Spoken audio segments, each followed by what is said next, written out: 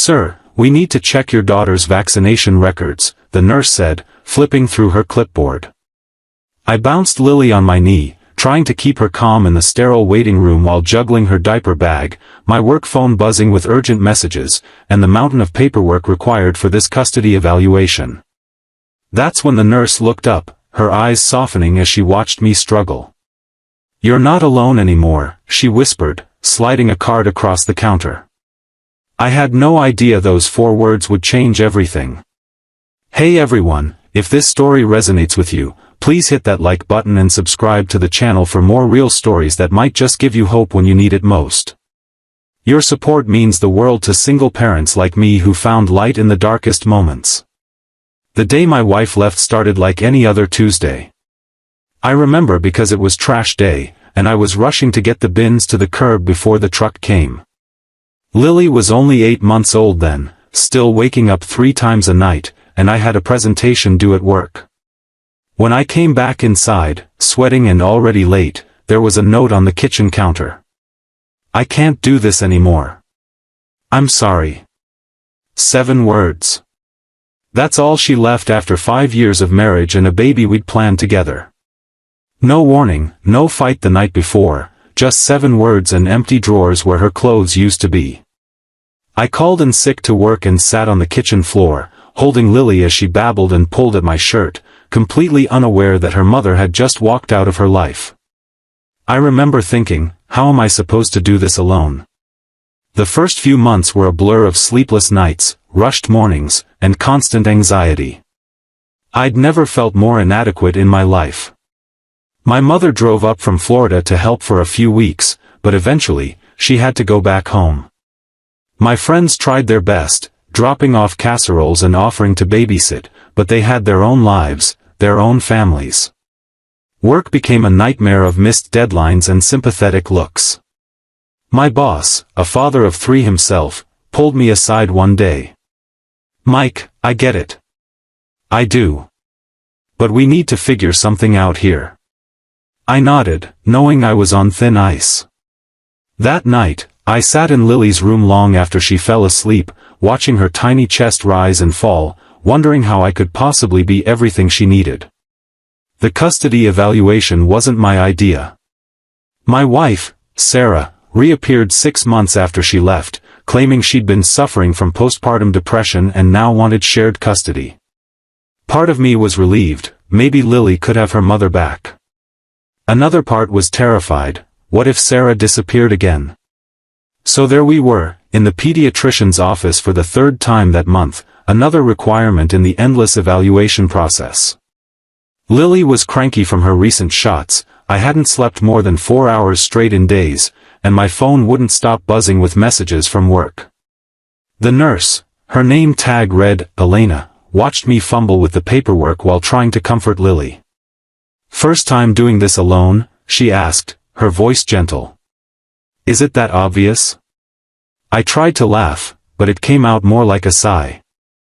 "I've been where you are," she said, taking the clipboard from my hands. "My ex left when my son was 2. He's 14 now." I looked up at her, really seeing her for the first time.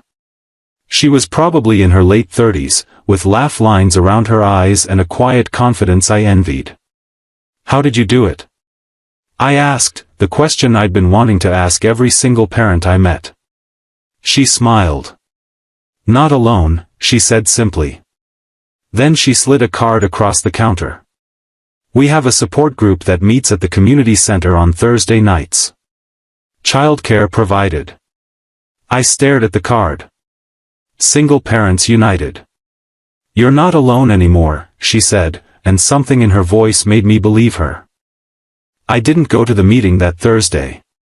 Or the next.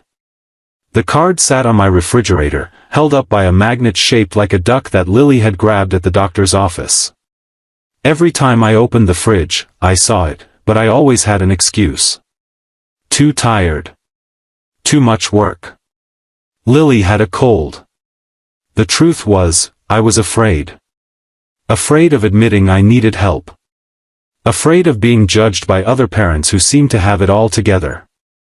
Afraid of being the only dad in a room full of moms. The breaking point came 3 weeks later. I was trying to make dinner while on a conference call, and Lily was having a meltdown because I wouldn't let her play with the vegetable peeler. In my distraction, I knocked a pot of boiling pasta water onto the floor, narrowly missing both of us. I hung up the call, put Lily in her high chair with some crackers, and sat down on the kitchen floor amidst the spilled pasta, and cried. Really cried, for the first time since Sarah left. When I finally pulled myself together, I looked up and saw the card on the fridge. It was Thursday. The meeting started in an hour.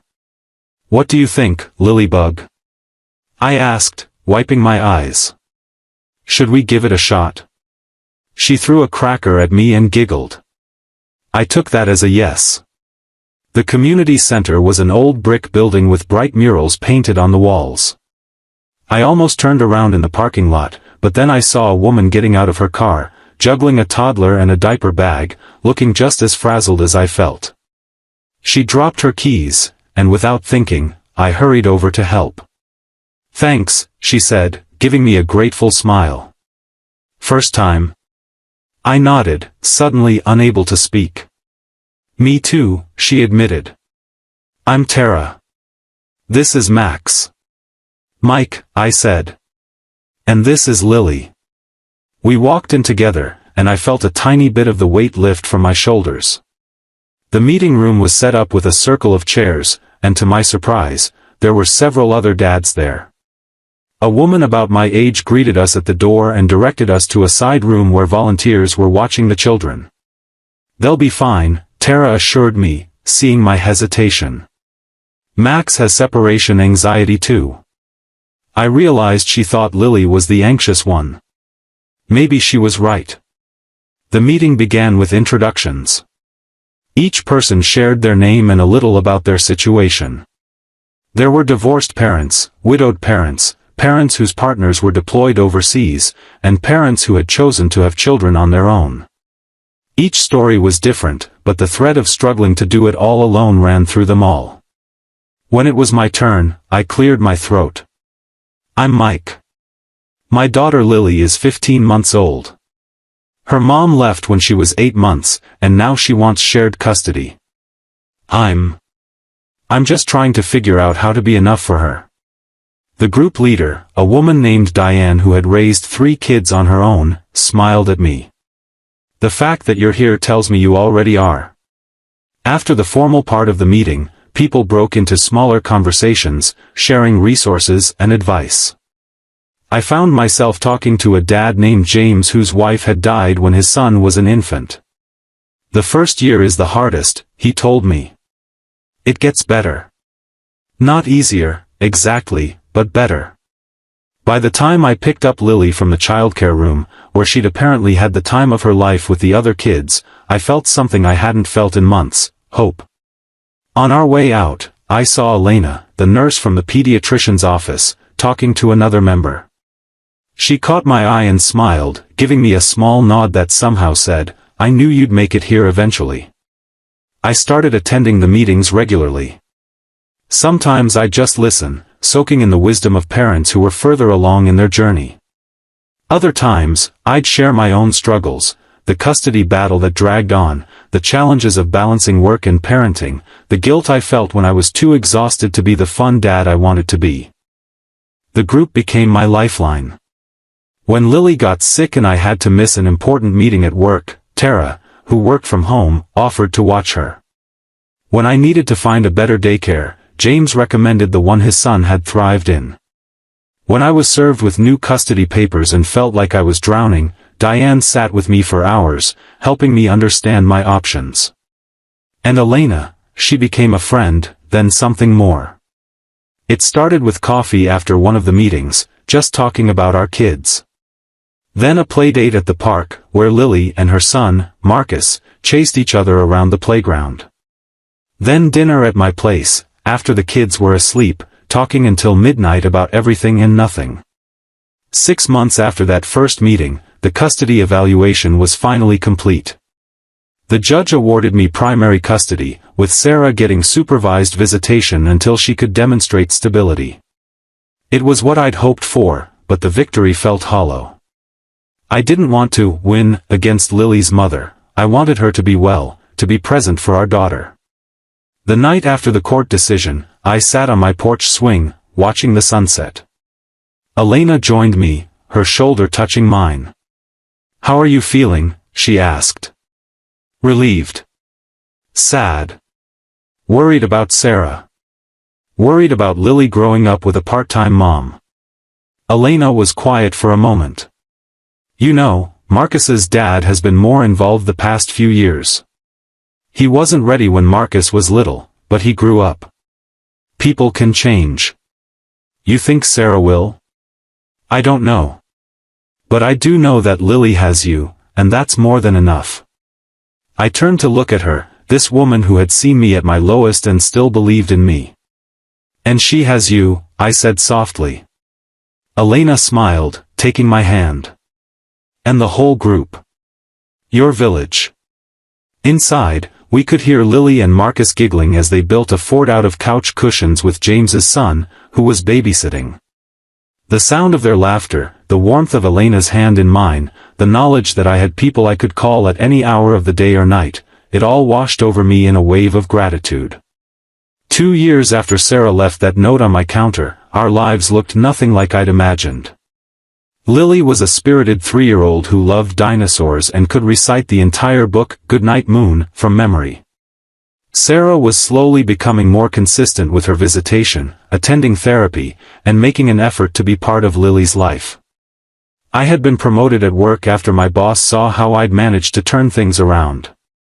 The company even implemented some of my suggestions for supporting employees with family responsibilities. And Elena, beautiful, strong, compassionate Elena, had become the partner I never thought I'd find again. Our kids adored each other, and we were talking about moving in together. The support group continued to be a cornerstone of my life, but now I was often the one offering advice to newcomers, the shell-shocked parents who showed up looking like I had that first night. The most important thing to remember, would tell them, is that you're not alone. Not anymore. One Thursday evening, as we were setting up for the meeting, a young man walked in, carrying a baby who couldn't have been more than a few months old. He looked exhausted, terrified, and on the verge of tears, exactly how I'd felt that first day at the pediatrician's office. I walked over and helped him with the diaper bag that was slipping off his shoulder. "First time?" I asked gently. He nodded, unable to speak. "I'm Mike," I said. "And you're not alone anymore." As I led him to the circle of chairs, I caught Elena's eye across the room. She was helping another new member, a single mom with twins, but she paused to smile at me, that same smile that had given me hope when I needed it most. In that moment, surrounded by this community we'd built, I realized something profound. Sometimes the family you need isn't the one you were born into, or even the one you thought you were creating. Sometimes, your family finds you when you're broken and helps put you back together, stronger than before. Lily ran up to me then, tugging at my hand. "Daddy, can I show the new baby my special toy?" I looked down at my daughter, this resilient little person who had weathered so much change in her short life, and felt my heart swell with pride and love. "Of course, sweetheart," I said. "That's what we do here. We share what we have with people who need it." As I watched Lily gently show her stuffed dinosaur to the wide-eyed baby, I thought about how far we'd come from that day in the pediatrician's office. The journey hadn't been easy, and there were still hard days ahead, but I no longer feared them. Because I knew, with absolute certainty, that we weren't walking that path alone. If this story touched your heart, please take a moment to like this video and subscribe to our channel. Your support helps us share more stories of hope, resilience, and the unexpected families we create along the way. Remember, sometimes the most beautiful beginnings come after what feels like an ending. You are never truly alone.